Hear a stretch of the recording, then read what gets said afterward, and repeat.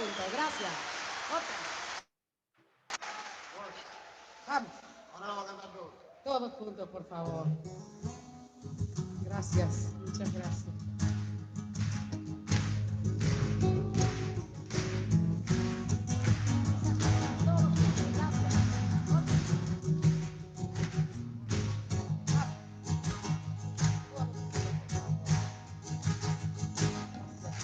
Solo le pido a Dios que el dolor no me sea indiferente, que la reseca muerte no me encuentre vacía y sola sin haber hecho lo suficiente.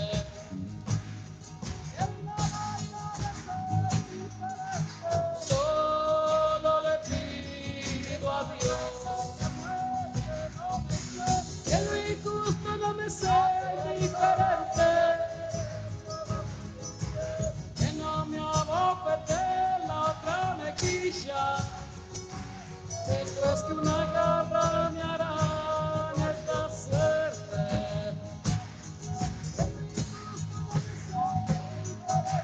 Solo le pido a Dios que la guerra no me sea indiferente. Es un monstruo grande y quizá fuerte, toda la pobre inocencia de la gente.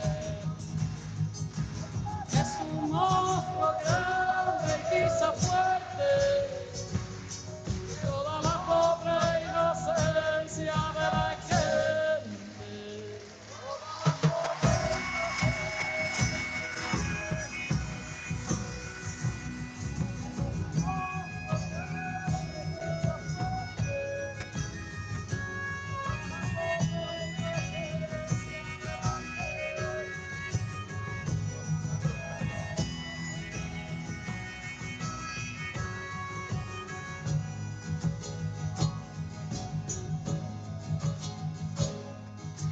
Solo le pido a Dios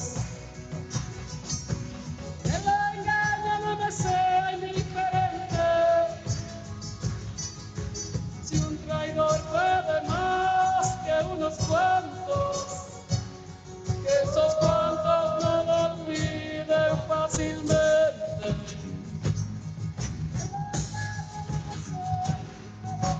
Solo le pido a Dios que el futuro no me sea indiferente. Gracias, Dios.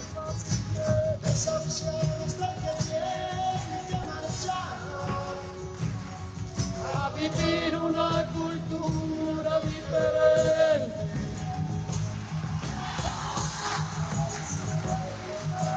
Solo le pido a Dios que la guerra no me sea indiferente. Es un monstruo grande y pisa fuerte toda la pobre inocencia de la gente. Es un monstruo grande y pisa fuerte toda la pobre inocencia de la gente.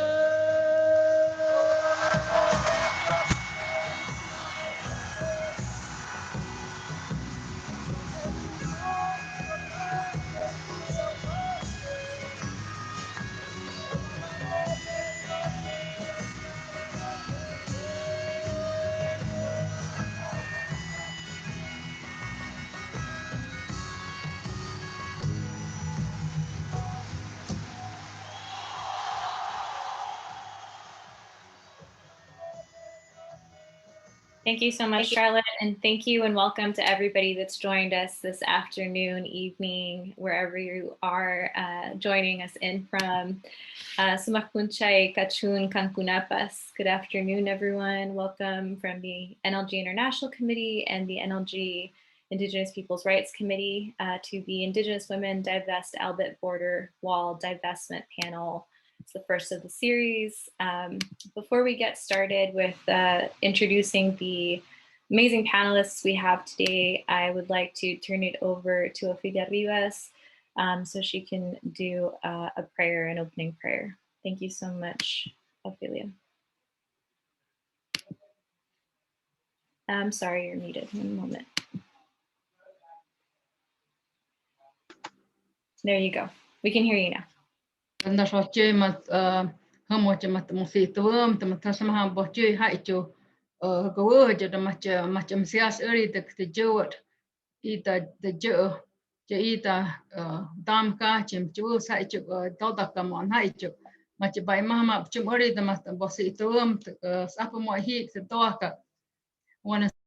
say this prayer for the peace of all humanity. I want to say a prayer for the peace of all the plants that can have good health on Mother Earth, peace for all animal life, peace for water, peace for the fire that continues to burn since the beginning of time, and peace for Mother Earth for the next 7 generations. And all in solidarity with the sisters and the brothers of the Zapatistas. Thank you so much, Ofelia. So I'd like to introduce our panelists for the evening. Joining us today is Ofelia Rivas, who is from the Tohono O'odham Nation. Ofelia Rivas, known as Ofelia online, was born in Alijek, a little clearing village in the Big Pond district, Guvo, on O'odham lands, located less than a quarter mile from the United States-Mexico international boundary. O'odham land exists on both sides of the United States and Mexico international border. After years of working with ceremony and traditional O'odham leaders, in 2003, Ofelia founded O'odham Voice Against the Wall, a grassroots group to advocate O'odham rights and human rights to maintain and protect ceremony and traditional O'odham lands and crossing on ancestral routes on the US-Mexico international border. After 9/11, O'odham lands became heavily militarized by the United States Department of Homeland Security Armed Forces. These armed military began a violent, aggressive attack campaign on O'odham from both sides of the international border. Ofelia has spent her life speaking out against the US Border Patrol and militarization of O'odham lands. Welcome, Ofelia. Thank you. We also have Will Parrish joining us tonight. Will Parrish is an investigative journalist whose work on militarism, policing borders, and radical policing struggles. He's also a Ph.D. student in history of consciousness at the University of California, Santa Cruz. His work has been featured in the books Standing with Standing Rock, University of Minnesota Press, 2019, and Build Resistance, Not Walls, A Reader for a World Without Walls. I'm putting in the chat for everybody links as well to the different work of the panelists and the organizations. Dov Baum, Ph.D., is the Director of Economic Activism for the AFSC, the American Friends Service Committee. She's a feminist activist who co-founded Who Profits from the Occupation and the Coalition of Women for Peace in Israel, as well as the direct action group Black Laundry, Queers Against the Occupation. These days, they lead the Investigate project, mapping companies complicit in mass incarceration and immigrant detention, border security and mass surveillance industries, Israeli apartheid, and occupation industries. As part of the BDS movement, they have supported divestment and boycott campaigns around the world, as well as investor activism and advocacy. Thank you so much for joining us, Dov.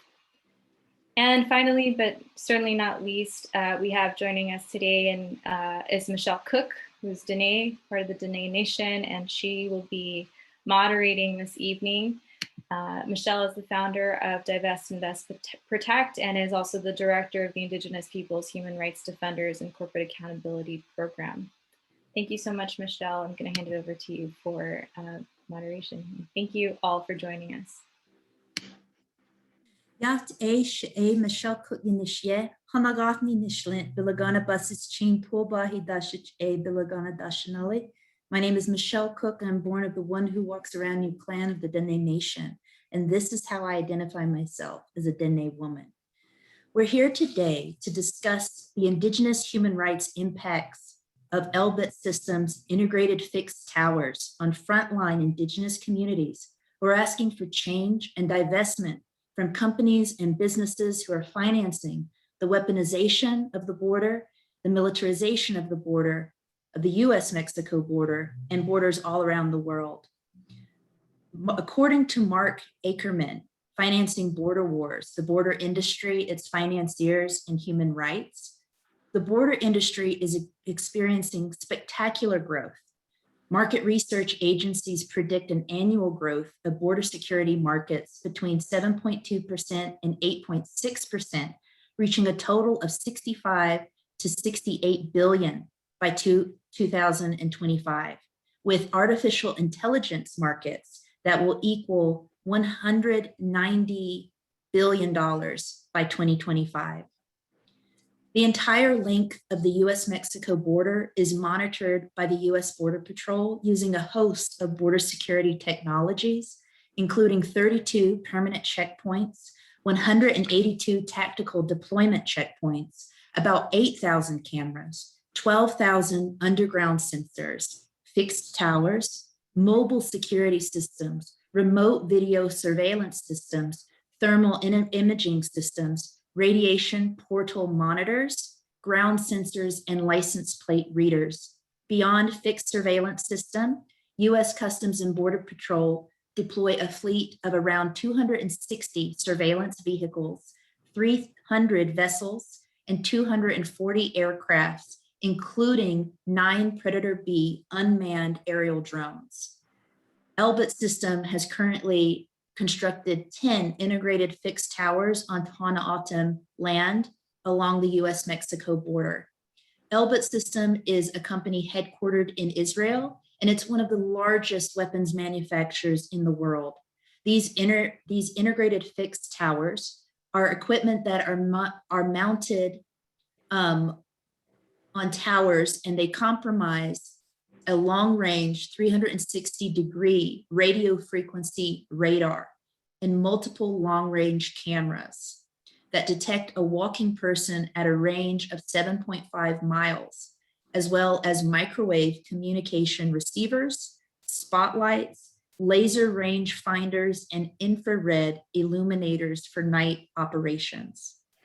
And in all cases, this development depends on our money, whether it's state ownership, on our taxes, or in terms of asset management funds, or the way individual savings and pension funds, insurance companies, and university endowments are directly invested in the financial mechanisms that fund the border industry. Indigenous peoples worldwide and social movements, however, are starting to wake up to the human costs of border militarization, and they're demanding fundamental change. And it's time for the border industry and their financiers to make a choice and to listen to Indigenous peoples on the front line. Ophelia, can you introduce yourself, your work and organization, and tell me and the audience about your experience on the border and the various impacts that you have had to deal with as a result of the integrated fixed towers? Yes, my name is Uya, but also Ophelia Rivas. My name came from missionaries that first invaded our lands that on the birth certificate of one of my grandmothers was Rivas. Our initial name is Chukbak, which means black eagle. Because I'm born without a birth certificate on my own homelands, I'm not able to acquire that name legally because of the standards of the United States government and its policies. I live very close distance from the border, and I live very close distance from the Elbit Tower, the Elbit Systems Tower. Every day, daily life is inflicted with inhumane violence and death, not only of our people, but also all the migrants that are coming through the lands. Our border that became the lands got divided by the integrated international border, United States and Mexico, and bisected parts of our land. So we're only sitting on this reservation that's a tenth of our original homelands. And now it's inflicted with violence and ongoing detainments of people and arrest and deportation of our own people from our own lands by the Border Patrol. And now with this new technologies that have arrived on our lands, we're under surveillance 24 hours a day, 7 days a week. And just the non-transparent information that the Border Patrol and the Homeland Security use to get approval of these towers. When you began to ask questions of how much of this technology will affect our daily lives, the lives of animals, the lives of plants that are in our food system, our wild animals that we use in ceremonies and also as a part of our food, how much of this will be compromised by these technologies that are now on our lands. And it's always non-existing data that we consistently have tried to ask for at the beginning of the construction of these towers. The construction of these towers not only violated and the United States government have waived protective laws that impact not only the water, but our burial sites and our places that we have ancient communities. These things are all destroyed by not only the construction of the border wall, but the construction of these towers that have developed roads and constructed roads and have level parts of mountains to put the towers on, and to not tell us, the people that are living there, how the health of our people and our animals and plants will be affected in the next 25 years is a psychological game that these the authorities of the United States system have always played on Indigenous people, and that these are the conditions that we still exist in today. We've been here fighting the same system for over 500 years and more, and we continue to stand by our rights, that we have a right of mobility on our own homelands. We have a right to exist on our homelands, following our way of life that has been dissected by international borders and neglect our people that live on the south side, which is Mexico, and also restrict our movement on the north side, which is the United States boundary. We continue to live in that, and we continue to, in small groups, have crossed and recrossed the border because we continue to live our way of life. We will not be stopped by these barriers, and we continue to go out onto the land and try to collect our foods and harvest our wild foods, because this is our way of life. We have a right, an inherent right, to exist on our traditional land. So we did not get removed from some place to be placed where we're at. This is our original land. From the beginning of time, we hold our ceremonies and our songs that we continue to live with. And now we're under surveillance 24 hours a day. And the next 7 generations will endure whatever the technology is inflicting upon our people and our wildlife and our plants, because we have no data. We have no idea what's going to happen to these things. We continue to stand strong and continue to talk about these things, because when our graves are dug up of our ancient people and disrupts our way of life, it really affects our our children and the next 7th generation, and how our culture will continue to be intact even with these altered conditions. I continue to say, you know, that it's our fire will not be put out by these constructions and by these policies that are continue to afflict our peoples. When Elbit systems came onto the land and destroyed the mountain, there was nothing we can do about it because the tribal government approved the construction. And although we stated and we continue to state, you know, that these are important things that we depend on to continue our way of life, it's still, it's there now. The towers are there now. And they're watching us every single day and hour and minute, and recording our activity on our lands.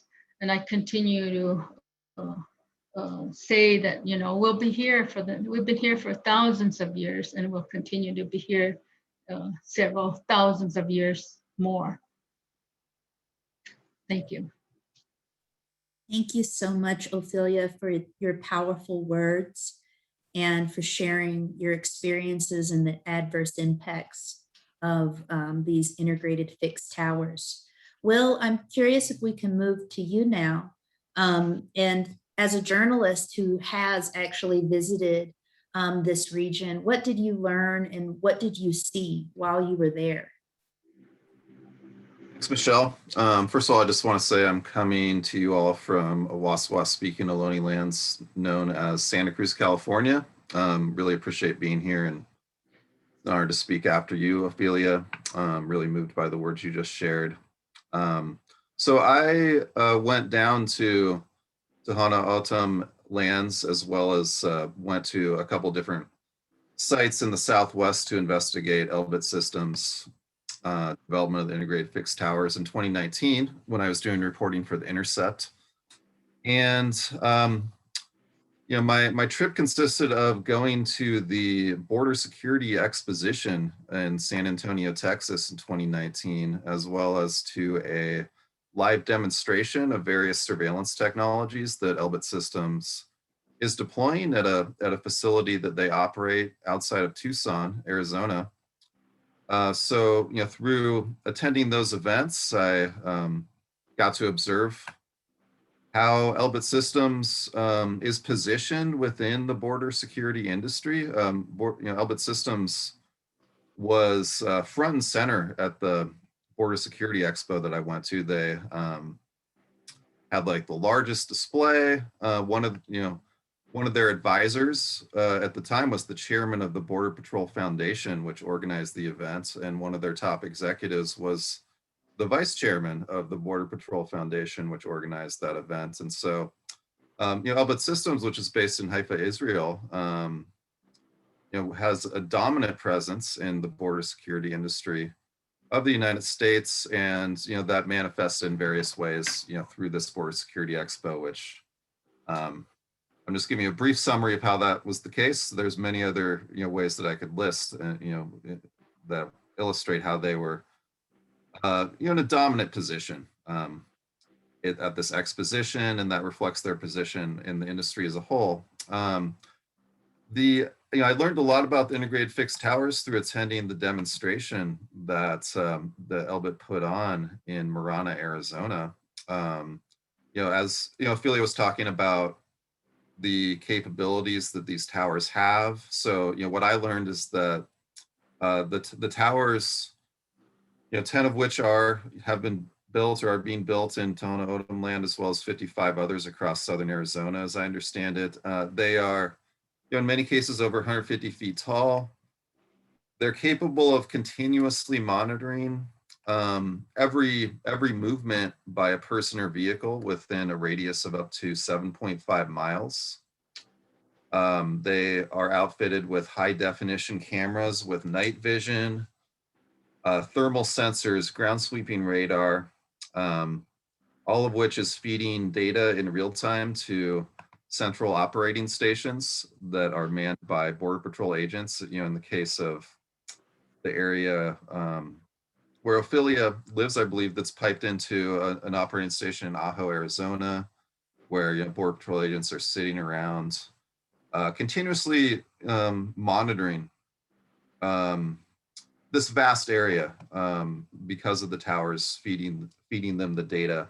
And they have an ability known as wide area persistent surveillance, where they store an archive of all of the data they're collecting, and that can be reviewed at any time to track the movements of any person or animal or thing that they want. So, really the holy grail for Elbit systems, as I learned, is to have kind of an unlimited ability to track movements across time and space, both. So they not only have the towers, they were at the time developing trucks with masts that could, basically come out of the bed of the truck with its own sophisticated surveillance equipment. This truck could be operated remotely, it didn't need to have a person in it. And this truck was being marketed as a way to, to track people in case they ducked, into a ravine or behind a mountain or something like that the towers couldn't see. This is similar to technology that Elbit Systems has developed that performs surveillance in the occupied territories, Palestine, and the walls there. And the very same command and control platform that is used to operate these systems, called Torch, was first developed for the Israeli Defense Forces as part of the occupation of the Palestinian territories. So learned a lot about the way that there is a continuous exchange of technologies between what the company is doing in Israel, what it's doing in other places throughout the world. I assume that Dov will talk more about that, but and what it's doing in the U.S. So then going to visit Ophelia and the Tohono O'odham Reservation, I learned a lot of things that I didn't fully understand about the situation there. It's very much akin to a military occupation zone. Not only are there Border Patrol agents just all over the place, operating checkpoints, driving around, but there are different surveillance installations around, just outside of where Ophelia, I visited Ophelia in her neighborhood. Ophelia was kind enough to show me around the area. And in the very same area where they were going to build the tower, at the time, there was a mobile surveillance truck with a tower positioned, right outside of Ophelia's home, essentially. I didn't have like kind of a visceral understanding of what that felt like until I went there and Ophelia showed me around. And for that and various other reasons, there's just a constant feeling of being watched and monitored. And so there's drones flying overhead, all sorts of things like that as well. I want to mention that one of the reasons I started investigating Elbit systems in the first place is that when I was reporting on the Standing Rock struggle in North Dakota, I discovered that Elbit Systems had been marketing one of its surveillance platforms to the police in North Dakota to increase the surveillance of water protectors who were fighting the Dakota Access Pipeline in 2016. And in addition to that, I discovered that Customs and Border Protection had loaned out one of its Predator drones to the police in North Dakota to conduct aerial surveillance of the Standing Rock water protector struggle. And through learning about those things, I started looking into Elbit Systems a bit more intensively, and looking at the way that Customs and Border Protection, which is contracting with Elbit Systems to do all this, operates as not just a border police force, but sort of a domestic police force. A lot of their operations are like internal to the U.S. They often provide their drones and other policing capabilities to other police forces around the US. That happened again during the George Floyd uprisings, for example, in a lot of cases. But Standing Rock was one of the first that was documented that I'm aware of Customs and Border Protection providing one of its surveillance drones for such intensive surveillance of protests within the US. And so, as an investigative journalist, I often focus a lot on trying to uncover or understand the minute details that help to illustrate patterns of oppression that I'm interested in understanding or writing about. And so, I think that it's important to see borders as not just something that physically exists at the border. I think that there's a bordering regime, right? That that Indigenous people, because of the nature of settler colonialism, have been subjected to in various guises for a very long time. I think that it's clear that Ophelia, the Tohono O'odham are very much on the front lines of that because of how the border is being treated as a sort of laboratory for new systems of enforcement and control that are used, they end up being used widely in many cases in the policing of different struggles, different oppressed and criminalized populations. I think that what we're seeing comes from broad systemic forces that have deep historical roots when it comes to colonialism, capitalism, the destruction of the earth, and the way that nation states, governments are responding all over the world is to increase, like fortify borders and criminalize mobility, like human mobility, more and more. So, in doing the reporting that I did, I was really interested in, how different groups facing these systems are building solidarity with one another, and got to learn about, how people in Palestine are paying attention to what's happening with the Tohono O'odham and vice versa, and people like Ophelia do work with people on the Mexican side, and so also the resistance that people are engaging in, I was very inspired by, and that was a part of what I learned about too. So yeah, that's what I have to offer at this point. Thanks.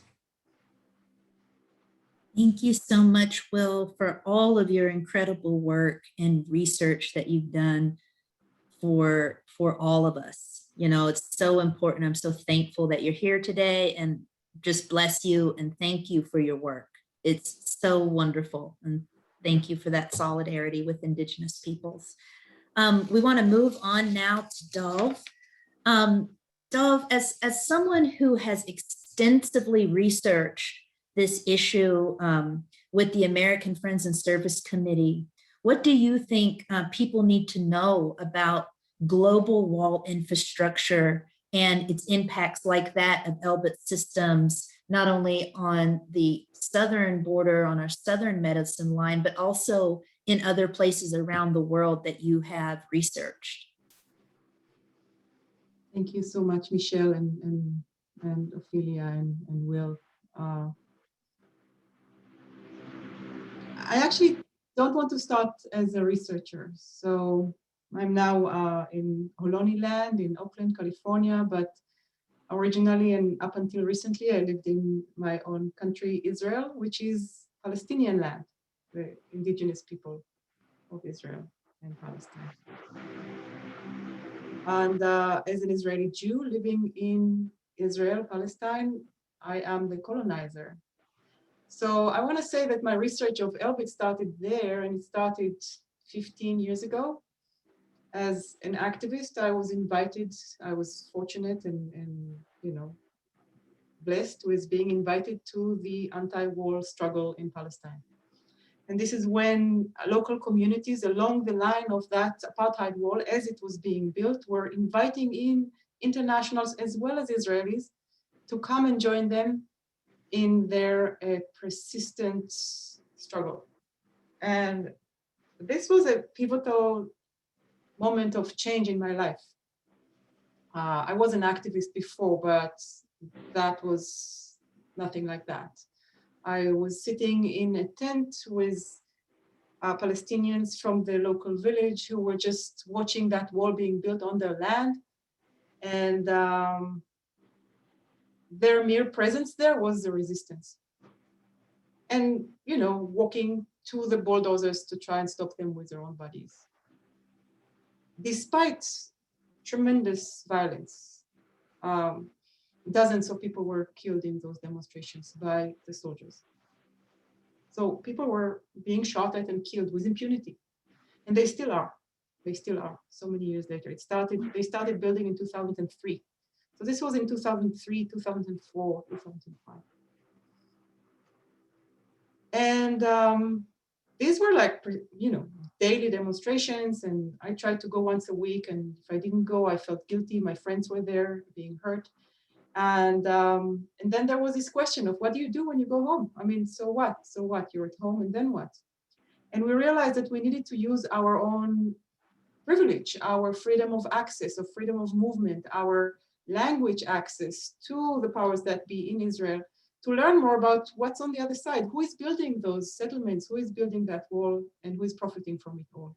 And this is when we started this project called Who Profits from the Occupation. I've put it in the chat earlier. It's still ongoing. It's an institute led by women that investigates the companies involved in the occupation. So let me skip ahead because I know we don't have all night and talk a little bit about Elbit systems, which I've been tracking for all these years. We were tracking them not just for research sake, but for activism sake. So it started with trying to get the Norwegian pension fund to divest from Elbit systems. So we had to build a portfolio of evidence against Elbit systems to show that they are involved in illegal activities, illegal by international law. The wall, as it was being built on the West Bank, was not a border in that sense of the word that we can imagine, a border between two sovereign states that is just like, you know, a legal entity.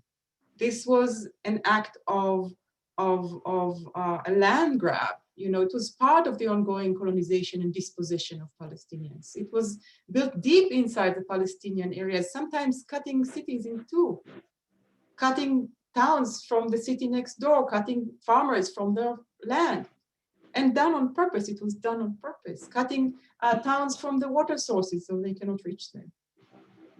This is the wall. Elbit systems later was involved with, they didn't really build the physical wall, they built all the, you know, the surveillance apparatus around it, just like on the US-Mexico border.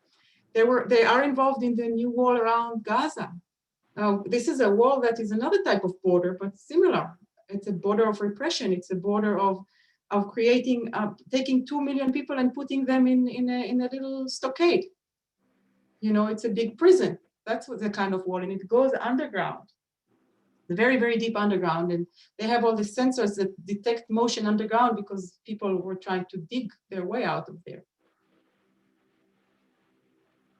And the same is in the north border of Israel. So this is their claim to fame. They know how to police borders, but not borders in the way of borders between states, but borders of oppression, borders of theft. Apart from that, Elbit Systems is the largest military company in Israel.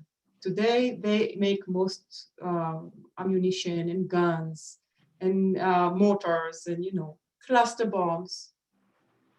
Just recently, a large European bank has announced that they would divest from Elbit because they make illegal weapons, including cluster bombs. Cluster bombs, as you know, are bombs that are dispersed over a large area, and then they harm a lot of civilians, and, you know, kids come and play with it and it explodes, and it's just horrible. So Elbit announced that they will stop making cluster bombs. This is a very interesting moment because it teaches us, I don't know if they stopped or they haven't stopped, but it teaches us they care about money. And therefore, this is a way to get to them. They also make white phosphorus bombs. White phosphorus, I don't know if you saw how it works, but it was used against civilians in Gaza. It ignites the air around you. People just get burned in their lungs. They breathe it in, and everything burns. Their skin burns. Everything burns. It's illegal. It's horrifying. It's horrifying that people are involved in such an endeavor. It's horrifying that We have billions and billions of dollars that go into these industries. 20% of Elbit's military sales go to the Israeli market, go to the Israeli military. The rest is exported all around the world under the label of battle proven, or we were tested in those most challenging borders, they say, things like that. So that's why others can use those materials. But these 20% that go into the Israeli market are also paid for by the US taxpayers. It's kind of mind-blowing. When an Israeli company sells its weapons to the Israeli military, who is paying for it? American taxpayers. Because there is something called the foreign military sales aid of the US government to the Israeli government. Almost $4 billion a year go from the US to Israel as a form of assistance, but it is not assistance to people.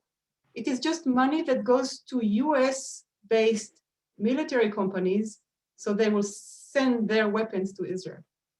And in order to get that money, Elbit Systems has opened a US subsidiary so they can get that money. So when they sell their weapons to the Israeli military, they use that trick. Mind-blowing. That's why they're also involved in heavy lobbying here in the US. So when we speak about companies, it's not just the company, the machinery of the company. They have political power. They want to sell their technologies, their surveillance equipment, their weapons, and they will find those markets using their deep connections with government. And sometimes they have more power than we do. Most times they have more power than we do with the people. That's how this democracy works.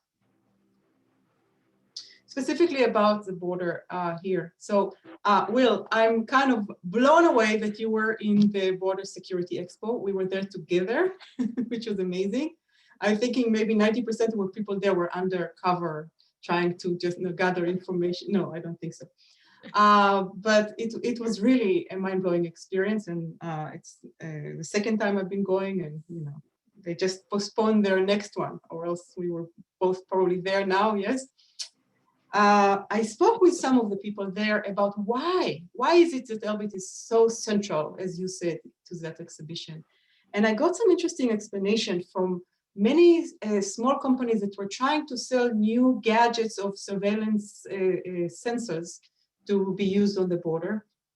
And they said that contracting with the federal government is actually very expensive and very, very hard. It's time consuming, it's money consuming. You have to fill a lot of forms. You have to go through a whole process that takes years. And it is much, much faster to become a subcontractor of the companies that already has a big contract with the US government. So in fact, what happened there was that all of these small companies were trying to sell not to CBP, but to Elbit. Elbit was the buyer, which is something that kind of shifted my perspective looking at it. And when you look at these integrated fixed towers, they have everything that Will has described. They can have a lot more on them. That's the thing. They can bring together a lot more information from sensory information that comes from all around the border if they want to look for tunneling or if they want to look for anything else. That's the idea. Now, they also tried to sell these unmanned vans that are like not the fixed towers, but the moving towers.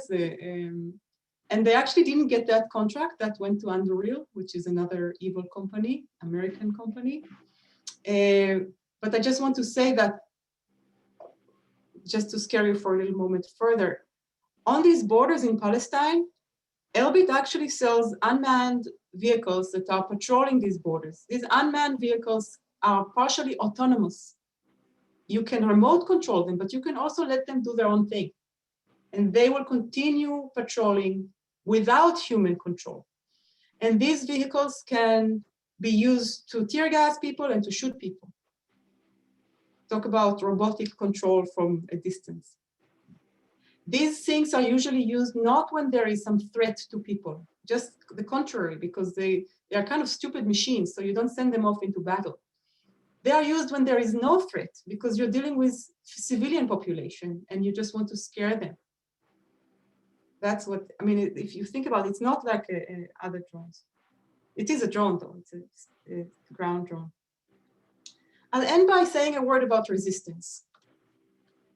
Resistance on the ground is key, and it doesn't have to be something that we can imagine right now. I mean, it can be reimagined. That's what I've learned from Palestinian resistance. Just being there is resistance. Just living your full lives is resistance in the face of all that militarization. And sometimes just putting a tent up in front of the bulldozers is resistance, and bringing people, inviting people to come and see. There are many, many different types of resistance. A prayer can be resistance. But speaking as a white person and a colonizer, there is a lot more that we should do. And one idea is divestment. So you can see online our Investigate website, where we collect information about all the companies involved. And we try and advocate and also help people track these companies if they own any stock, or if they are invested in some mutual fund, or if their church is invested in a mutual fund, or if their school is, if you're connected to an institution that has a pension fund, you're already connected to somebody who should divest. And right now, we have the main companies already listed there with a recommendation for divestment. But this summer, we are putting in a lot more effort into deepening that research and widening it into the entire scope of surveillance industries and border industries. So we can have something called divestment for immigrant rights and for border freedoms, or not for, but against borders. We need the language still. And so people will know what it means to divest, not just from Elbit, for sure from Elbit. Nobody who is a moral person should ever be invested in something like Elbit, but also from Motorola Solutions that makes those license plate readers, or, from Northrop Grumman for sure, from all of these companies.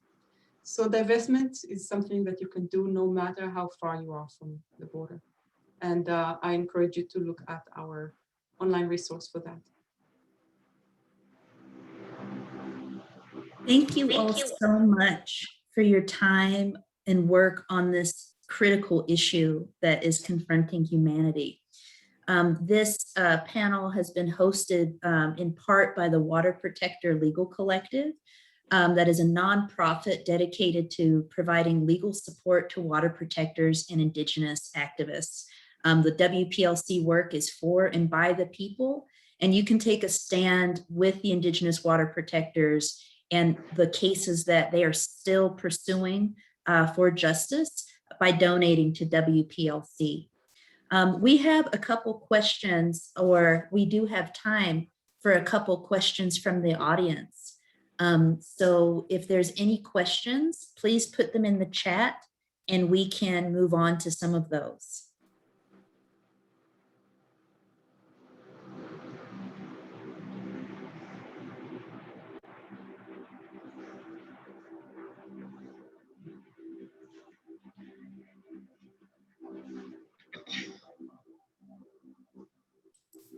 Excellent. Yeah, so I want to, see if there's anything else that, Ophelia or Will, is there anything that you would like to say in closing? I guess I want to say thank you, and also that we have an organization called, our website called altamrights.org, where people can donate to our work along the border. We not only are making people aware of what's happening there with the Border Patrol, with the wall, and also with Elbit systems, towers, integrated fixed towers, but we also continue to try to feed the people on both sides of the border. We continue to do work with people that are in remote areas in those regions, to continue our way of life and to continue to cross that border. Yes, we are in constant resistance by our presence there, and our continued way of life, which is our ceremonies that we've continued to do throughout all these things that have been happening along the border. We still continue to do those. And so just that kind of support is needed, but also that there's so much information that people need to be aware of, and that they're mindful of what their where their dollars are going.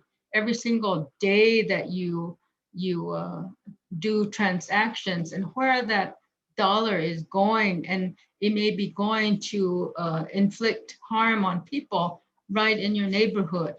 And so be aware, be constantly aware of those things. I hope that that is the awareness that people come away with for this panel that we're here with. There's so much information. Just really appreciate everybody with all the information that's been shared today. So thank you very much. Thank you. Well, thank you all for attending. We'll be organizing more Indigenous divestment in this series on the border. So please stay tuned for those events. As divestment from banks, companies, asset managers, and Wall Street regarding fossil fuels reaches $11 trillion with global attention and support, divestment in other critical areas of human rights and carbon emissions remain necessary. US militarism is one of the largest carbon footprints in the world, emissions that are contributing to planetary climate emergencies. While infrastructure and US imperialism must be central in the climate justice and fossil fuel divestment movement, the series of expert panels and panelists are here to educate the audience on how militarism, walls, and wall infrastructure impacts Indigenous peoples, human rights, and climate security. We hope that you can join us in creating an intersectional divestment movement that calls for demilitarization, anti-racism, and decolonization of Indigenous peoples' lands and territories to bring true peace, change, and security. Join us as we make an intersectional commitment to build a united front against racism, colonialism, and exploitation. And for more resources on border wall finance, you can see the American Friends and Service Committee's page regarding Elbit systems.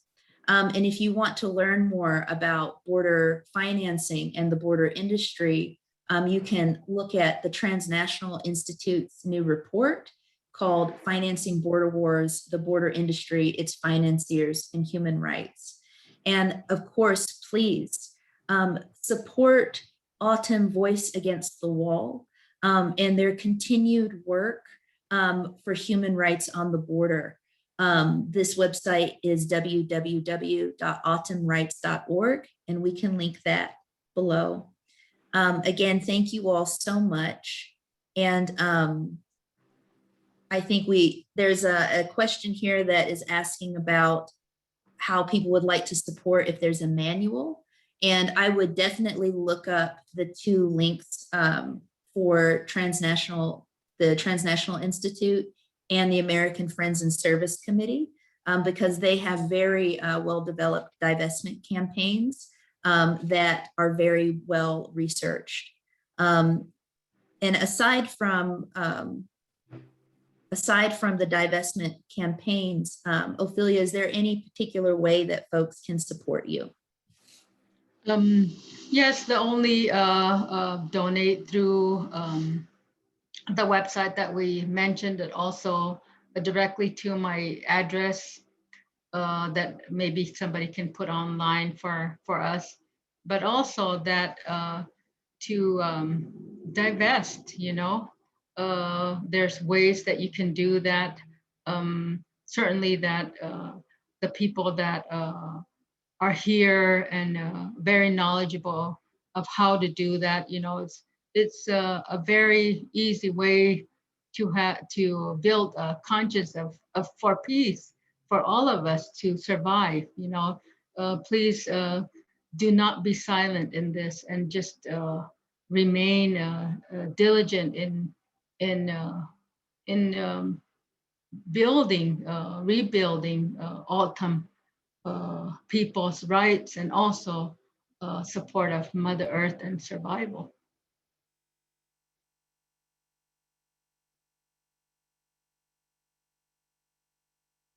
Thank you so much. And I think we have one last question for Dov. Where else does Elbit operate?